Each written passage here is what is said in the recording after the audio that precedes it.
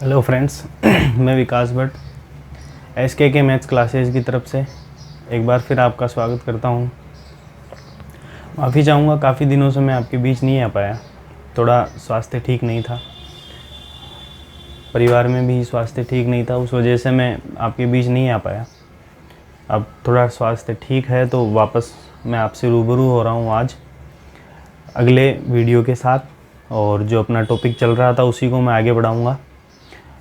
काफ़ी जो important fact थे वो हम देख चुके थे, और एक दो इम्पोर्टेंट फैक्ट और बचे थे तो उसके बारे में हम आज चर्चा करेंगे। ज़्यादा बड़ा वीडियो नहीं हो पाएगा आज, बाकी जो दो तीन जो इम्पोर्टेंट फैक्ट है वो काफ़ी इम्पोर्टेंट रहेंगे हमारे लिए।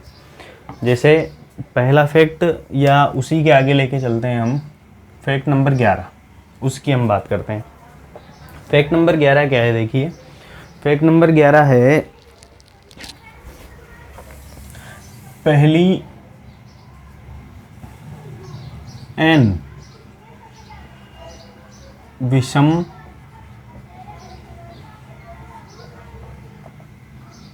प्राकृत संख्याओं का योग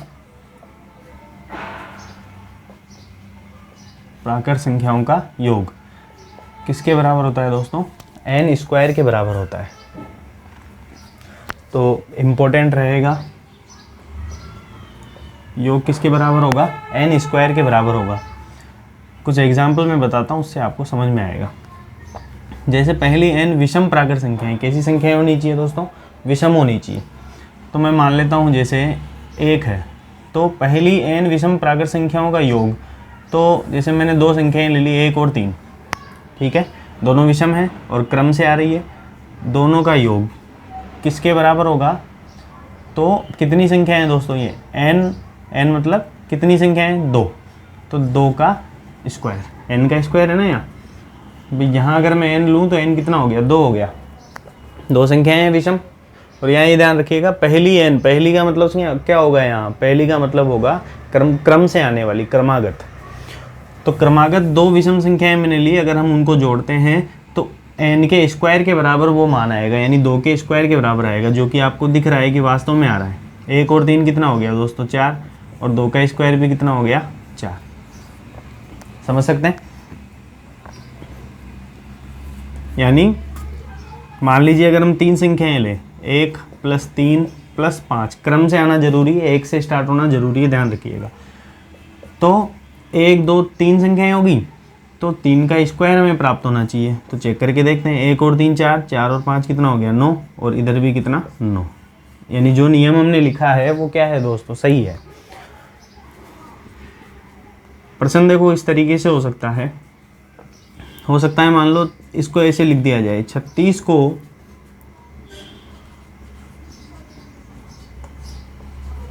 विषम प्राकृत संख्याओं के योग के रूप में लिखिए।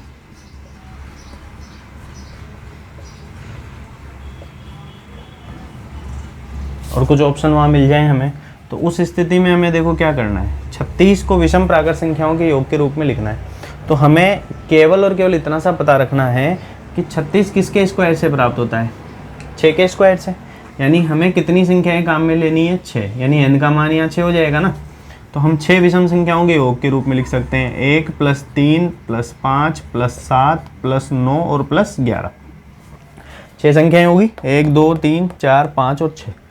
तो 6 संख्याओं के रूप में, योग के रूप में हम उसको लिख सकते हैं। तो ये सीधा सा क्वेश्चन होगा कि विषम संख्याओं के योग के रूप में कैसे लिखा जा सकता है। इसी का अगर उल्टा पूछा जाए, मान लीजिए इस प्रकार का कोई क्वेश्चन आता है, 1 + 3 + 5 + 7 + 9 + 11 + 13 का मान कितना होगा? तो इस प्रकार का प्रश्न, वैसे इसका डिसएडवांटेज भी है प्रश्न देने का, क्योंकि बच्चे सीधे जोड़ के भी देख सकते हैं। ठीक है दोस्तों, बस इस प्रकार के प्रश्न नियम के अनुसार डाल दिए जाएं तो थोड़ा टफ हो सकते हैं, बाकी बच्चे इसको सीधा जोड़ के भी लिख सकते हैं। और टाइमिंग के हिसाब से अगर डाला जाए तो ज़्यादा ठीक रहेगा। जैसे मान ली थोड़े कठिन क्वेश्चन डाल दिए जिनकी वजह से आपको टाइम कम मिल रहा है, तो उस स्थिति के अंदर ये क्वेश्चन अच्छा हो सकता है। बाकी अगर क्वेश्चन ईजी है, इस प्रकार का अगर प्रश्न आता है तो आपके लिए तो ये गिफ्ट के जैसा होगा, क्योंकि कोई भी जोड़ के लिख सकता है कितना आएगा। लेकिन फिर भी हम अगर नियम को लेते हुए यहाँ चलें तो नियम के अनुसार देखो क्या हो सकता है दोस्तों। नियम के अनुसार यहाँ कितनी संख्याएं हैं, 1 2 3 4 5 6 7, यानी n का मान यहाँ कितना है 7। और हमें पता है कि अगर ऐसी स्थिति आती है, विषम संख्याओं का योग आता है, तो हम n का स्क्वायर लिख के उसका टोटल प्राप्त कर सकते हैं। तो n का स्क्वायर कितना हो गया 7 का स्क्वायर, यानी मैं इसको कितना लिख सकता हूँ दोस्तों 49 लिख सकता हूँ। यानी मेरे को जोड़ने की ज़रूरत नहीं है, केवल डायरेक्ट उसको जोड़ संख्याओं को देख लो कितनी संख्याएं हैं, 1 2 3 4 5 6 और 7। तो 7 का स्क्वायर मैंने किया कितना आ गया 49 आ गया, 49 आ गया। तो यहाँ इंपॉर्टेंट चीज़ केवल इतनी सी है कि संख्याएं कैसी होनी चाहिए, क्रमागत होनी चाहिए। दूसरी चीज़ कैसी होनी चाहिए, विषम होनी चाहिए और प्राकृत होनी चाहिए, यानी 1 से स्टार्ट हो और क्रम से लिखी हुई होनी चाहिए, विषम रूप में होनी चाहिए। तब जाके उसका योग जो है वो कैसे लिखा जा सकता है, n के स्क्वायर के रूप में लिखा जा सकता है। उम्मीद है कि आपको ये जो नियम है समझ में आया होगा। एक बार इसको आप नोट कर लीजिए, फिर मैं अगले नियम या अगले फैक्ट की तरफ आपको लेके चलता हूँ।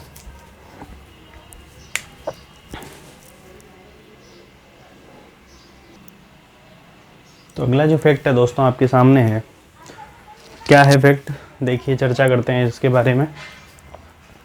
किन्हीं दो संख्याओं, सबसे पहले किस ऊपर ही ऊपर टॉपिक लिखा हुआ है पाइथागोरस त्रिक, ठीक है। त्रिक नाम से ही समझ गए होंगे, 3 संख्याएं इसमें होगी और किस नियम को फॉलो करेगी, पाइथागोरस प्रमेय को। और पाइथागोरस प्रमेय हम अच्छी तरह से जानते हैं। प्रमेय क्या होती है दोस्तों, कर्ण स्क्वायर बराबर आधार स्क्वायर प्लस लंब स्क्वायर। लेकिन यहाँ कर्ण किसके लिए उपयोग में लिया जाएगा, कर्ण सबसे बड़ी संख्या के लिए उपयोग में लिया जाएगा और बची हुई दोनों संख्याओं के जगह पर आधार और लंब के रूप में उनको प्रयोग में ले सकते हैं। ठीक है दोस्तों, नियम क्या है हम देखते हैं। किन्हीं दो संख्याओं के वर्गों का योग तीसरी संख्या के वर्ग के बराबर हो तो तीनों संख्याएं पाइथागोरस त्रिक कहलाती है। तीसरी संख्या कैसी होनी चाहिए, सबसे बड़ी संख्या होनी चाहिए, उसी का वर्ग हम लिखेंगे। जैसे मैंने यहाँ लिखा है देखो, कर्ण स्क्वायर बराबर आधार स्क्वायर प्लस लंब स्क्वायर। कर्ण की जगह क्या लिखेंगे दोस्तों, सबसे बड़ी संख्या का वर्ग, और आधार और लंब के स्क्वायर का योग उसकी जगह क्या लिखेंगे, दोनों छोटी संख्याओं के वर्गों का योग। जैसे मैं एक एग्जाम्पल आपके सामने लेता हूँ। मान लीजिए 3 संख्याएं 3 4 और 5, ठीक है। प्रश्न किस तरीके से आएगा कि बताइए निम्न में से कौन सी संख्याओं का समूह पाइथागोरस त्रिक है और कौन सा नहीं है। तो उसके लिए बेसिकली आपको बिल्कुल सिंपल सा काम करना है। क्या काम करना है, सबसे बड़ी जो संख्या है ना उसको आप एक साइड ले लीजिए और 5 का स्क्वायर मैंने यहाँ लिख दिया, सबसे बड़ी संख्या का वर्ग एक साइड लिख दीजिए, और बची हुई दोनों संख्याओं के वर्ग आपको अलग से लिखना है योग के रूप में। कर्ण स्क्वायर बराबर आधार स्क्वायर प्लस लंब स्क्वायर के रूप में। इन दोनों में से कोई से को भी आप आधार मान सकते हैं, किसी को भी लंब मान सकते हैं, उससे फ़र्क नहीं पड़ेगा, ठीक है। तो क्या बनेगा देखो, ये 25 हो गया, 3 का स्क्वायर हो गया 9, 4 का स्क्वायर हो गया 16, यानी इधर 25 आ रहा है और 16 और 9 को जोड़ने पर भी 25 आ रहा है। हम यहाँ देख पा रहे हैं कि LHS और RHS यानी लेफ्ट हैंड साइड और राइट हैंड साइड दोनों क्या है, बराबर है। और इसके बराबर होने की वजह से हम ये कह सकते हैं कि 3 4 और 5 जो है ये पाइथागोरस त्रिक है। समझ में आया दोस्तों। तो अगर पाइथागोरस प्रमेय उसमें लग रही है तो आप सीधा सीधा उसको लिख सकते हैं कि दी गई संख्याएं क्या है, पाइथागोरस त्रिक है। ठीक है दोस्तों, एक एग्जाम्पल और बताता हूं आपको।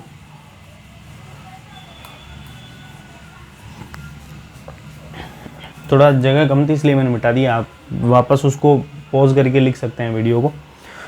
एक एग्जाम्पल मैं और बता देता हूँ, फिर आप लिख लीजिएगा इसको। 5, 12 और 13 3 संख्याएं ली, क्या ये पाइथागोरस त्रिक है या नहीं है, इसको हम चेक करते हैं। तो सिंपल सा तरीका है दोस्तों, 13 का स्क्वायर, 5 का स्क्वायर प्लस 12 का स्क्वायर, कर्ण स्क्वायर बराबर आधार स्क्वायर प्लस लंब स्क्वायर के रूप में उसको लिख देंगे। 13 का स्क्वायर हम जानते हैं कितना होता है दोस्तों, 169, 169। 5 का स्क्वायर कितना हो गया 25 और 12 का स्क्वायर हो गया 144। 13 का स्क्वायर हो गया 169, ऐसा कैसा, और इन दोनों को जोड़ने पर भी क्या आ जाएगा दोस्तों, 169 आ जाएगा। हम देख पा रहे हैं कि दोनों मान क्या आ रहे हैं, बराबर आ रहे हैं, यानी LHS और RHS क्या है, बराबर है। और LHS और RHS बराबर होने की वजह से ही हम क्या लिख सकते हैं कि ये जो संख्याएं दी गई है ये क्या है दोस्तों, पाइथागोरस त्रिक है। ठीक है, तो काफ़ी इंपॉर्टेंट क्वेश्चन बनता है और बिल्कुल सीधा प्रश्न पूछा जाएगा कि निम्न में से कौन से पाइथागोरस त्रिक है और कौन से नहीं है। आपको उसको केवल चेक करना है, चारों ऑप्शन चेक करने पड़ेंगे, हो सकता है पहला ऑप्शन ही आ जाए। ठीक है ना, तो वो अलग चीज़ है, कैलकुलेशन हमें करनी पड़ेगी, बाकी प्रश्न ईजी रहेगा। ठीक है दोस्तों, आप इसको एक बार नोट कर लीजिए, फिर आगे के कुछ इंपॉर्टेंट फैक्ट और हैं उनके बारे में हम चर्चा करते हैं।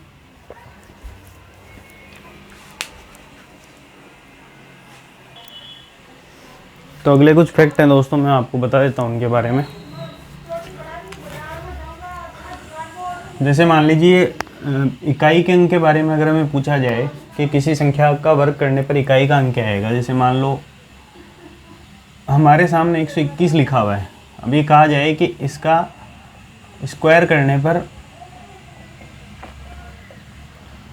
इकाई का अंक क्या आएगा, तो हमें केवल और केवल इसका इकाई का अंक देखना है। जैसे यहाँ 1 है तो हमें 1 का स्क्वायर करना है, 1 का स्क्वायर कितना हो गया 1, यानी हम साफ साफ लिख सकते हैं कि उसका इकाई का अंक कितना आएगा दोस्तों, 1 आएगा। मान लो हमारे पास 121 की जगह 122 है, तब भी हमें क्या करना है, अंतिम अंक का वर्ग करना है। 2 का स्क्वायर कितना हो गया 4 हो गया, यानी उसके इकाई का अंक क्या आ जाएगा दोस्तों, 4 आ जाएगा। ठीक, इसी तरीके से हम सारी संख्याओं को चेक कर सकते हैं कि उसके इकाई का अंक क्या आएगा। तो एक फैक्ट ये रहेगा, कोई ज़्यादा इंपॉर्टेंट फैक्ट नहीं है, बिल्कुल आसान फैक्ट है, तो आप उसको समझ सकते हैं। इसी का उल्टा अगर पूछ लिया जाए वर्गमूल के रूप में, कि मान लीजिए 144 का वर्गमूल निकाला जाए तो उसके इकाई का अंक क्या आएगा, तो उसके लिए भी आपको लास्ट का अंक देखना है 4। तो 4 का वर्गमूल कितना हो गया दोस्तों, 2 हो गया, तो इकाई का अंक 2 आ सकता है। ठीक है, जैसे कि 12 आता है ना 144 का वर्गमूल, तो हम देख पा रहे हैं कि इकाई का अंक कितना है 2 है। ऐसे ही अगर अंडर रूट 169 दिया हुआ हो, लास्ट में 9 है, तो इकाई का अंक कितना हो सकता है 3 हो सकता है। तो इस प्रकार के प्रश्न पूछे जा सकते हैं फैक्ट पे आधारित। ठीक है, तो ज़्यादा इंपॉर्टेंट चीज़ें नहीं है, आराम से आप समझ सकते हैं इसको, और मेरे हिसाब से शायद इनको लिखने की ज़रूरत भी नहीं होगी इतनी, क्योंकि इकाई का अंक हम आसानी से पता कर सकते हैं। ठीक है, कुछ इंपॉर्टेंट चीज़ें आपको ध्यान रखनी है। जैसे मान लीजिए under root X into Y लिखा हुआ है, तो उसको आप ऐसे लिख सकते हैं, under root X into under root Y. ऐसे क्यों लिख सकते हैं, क्योंकि दोनों के जोड़े नहीं बन रहे, दोनों अलग अलग पद हैं, तो उसी तरीके से लिखे जाएंगे। इसी का उल्टा अगर मान लीजिए under root X into X है, तो इनके जोड़े बन रहे हैं, तो इसमें से एक्स बाहर निकल जाएगा और इसको हम केवल एक्स लिख सकते हैं। ठीक है, ये कैसे हुआ तो आप आसानी से समझ सकते हैं कि अंडर रूट, ये अंदर क्या बन गया स्क्वायर, स्क्वायर से अंडर रूट कट जाएगा और क्या आ जाएगा एक्स आ जाएगा। ठीक है दोस्तों, इसके अलावा कुछ चीज़ें और ध्यान रखनी है आपको। जैसे मान लीजिए अगर under root X plus Y लिखा हुआ है ना, तो ये कभी भी under root X plus under root Y के बराबर नहीं होगा, इस चीज़ का ध्यान रखिएगा। या इसी का उल्टा अगर हम लिखें under root X minus Y, तो ये भी under root X minus under root Y के बराबर नहीं होगा, इस चीज़ का विशेष ध्यान रखिएगा। तो ये कुछ चीज़ें हैं जिनको हमें गलत नहीं करना है। ठीक है, ये नियम है जो पता होना बहुत ज़रूरी है।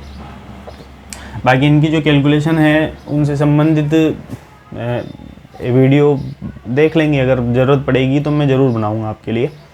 बाकी विशेष कोई ऐसी बड़ी चीज़ें नहीं है। तो मैंने पहले भी कहा था आपको, आज का जो वीडियो है ज़्यादा बड़ा नहीं होगा। तो ये कुछ इंपॉर्टेंट फैक्ट थे जो बचे हुए थे, जिनकी चर्चा आज हमने की, और इम्पोर्टेंट थे दोनों तीनों जितने भी फैक्ट मैंने बताया आपको। अगले वीडियो में मैं आपके लिए एग्ज़ाम के दृष्टिकोण से जितने भी इम्पोर्टेंट क्वेश्चन बनते हैं वो मैं आपके लिए लेके आऊँगा, जो मुझे लगेगा कि वास्तव में ये एग्ज़ाम के दृष्टिकोण से काफ़ी इम्पोर्टेंट है, आए हुए भी हैं एग्ज़ामों में। तो उस प्रकार के क्वेश्चनों के बारे में चर्चा हम करेंगे। ठीक है दोस्तों, तो स्वस्थ रहिए। ये जो समय है इसका सदुपयोग कीजिए, क्योंकि एग्ज़ाम कभी भी हो सकते हैं। ठीक है, बोर्ड एग्ज़ाम ज़रूर कैंसिल हो रहे हैं, बाकी जो कंपटीशन एग्ज़ाम है उन लगता नहीं है कि वो कैंसिल होंगे। आज नहीं तो कल होने हैं वैसे भी, और जहाँ तक मुझे लग रहा है जल्दी ही होने वाले हैं। इसलिए तैयारी वापस शुरू कर दीजिए, और तैयारी करने के लिए SK मैथ्स क्लासेस से जुड़े रहिए। तो मैथ्स की तैयारी तो मैं आपको बहुत अच्छे से करवा दूँगा। थोड़ा डिले ज़रूर हुआ, टाइम लग गया मेरे को वापस आने में, थोड़ी तबीयत ठीक नहीं थी जैसा कि मैंने स्टार्टिंग में बताया। बाकी अब कंटिन्यू हम जुड़े रहेंगे, ठीक है दोस्तों। तो मुझे सुनने के लिए बहुत बहुत धन्यवाद, समझने के लिए काफ़ी ज़्यादा मैं धन्यवाद करूँगा आपको कि आप मेरी वीडियो को लाइक भी कर रहे हैं, सब्सक्राइब भी कर ही रहे हैं। थोड़ा धीमी गति से कर रहे हैं लेकिन कोई बात नहीं, आप जितना मुझे अप्रिशिएट करेंगे मैं और अच्छे से अच्छा काम करूँगा, ठीक है दोस्तों। तो आज के लिए बहुत बहुत धन्यवाद। जय हिंद, जय भारत।